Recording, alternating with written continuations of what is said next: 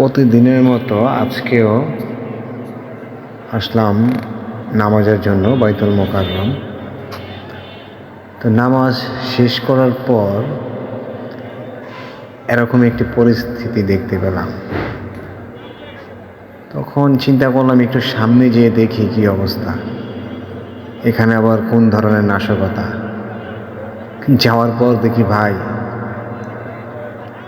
একটা ছেলে হয়তো চুরি করছে। আসলে চুরি করলে তো শাস্তি পেতেই হবে, এটা আসলে বাস্তব।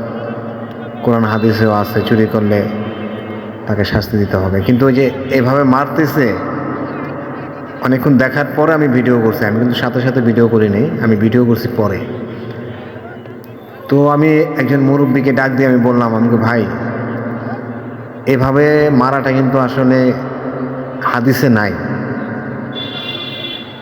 আপনি এভাবে মারতেছেন, যদি লোকটা মারা যায় তাহলে এখানে যারা মারতেছে সবাই গুনাহগার হবে। আসলে কিছু লোক আমার উপরে ক্ষিপ্ত হয়ে গেছে। তো তখন চিন্তা করলাম যে না, এখানে আমার আর বেশি কথা বলার কোনো প্রয়োজন নাই। তখন আমি বললাম যে ঠিক আছে, আপনারা এক কাজ করেন, তাহলে ওরে ইমাম সাহেবের কাছে নিয়ে যান। ইমাম সাহেব ডিসিশন দিয়ে দিব, চুরি করলে যেহেতু কোরআনে আছে হাত কেটে দিতে হইব, ওর একটা হাত কেটে দিব, কিন্তু আপনারা এইভাবে মাইরেন না। তা আমি এই কথাটা ভাই আমি ওখানে বলতে পারছি, এই শত শত জনগণের সামনে কথাটা বলতে পারছি, আলহামদুলিল্লাহ। কিন্তু আমি ওখানে এর বেশি কথা বলতে পারি নাই। তবে এই যে ছেলেটা দেখেন ভাই, কত সুন্দর স্মার্ট ছেলেটা। কি দরকার ছিল তোদের এইগুলা করার?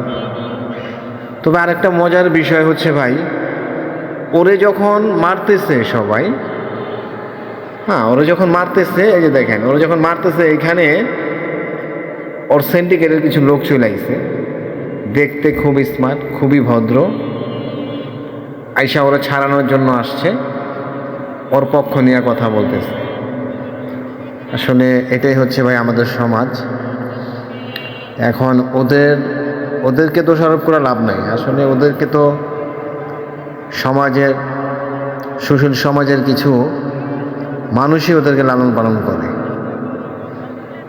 যে মারাটা ওরে মারছে রে ভাই, আপনারা তো ভিডিওতে দেখলেন, আর আমি তো সরাসরি দেখছি। আসলে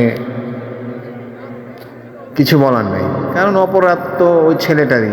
কারণ ছেলেটা যেহেতু চুরি করছে,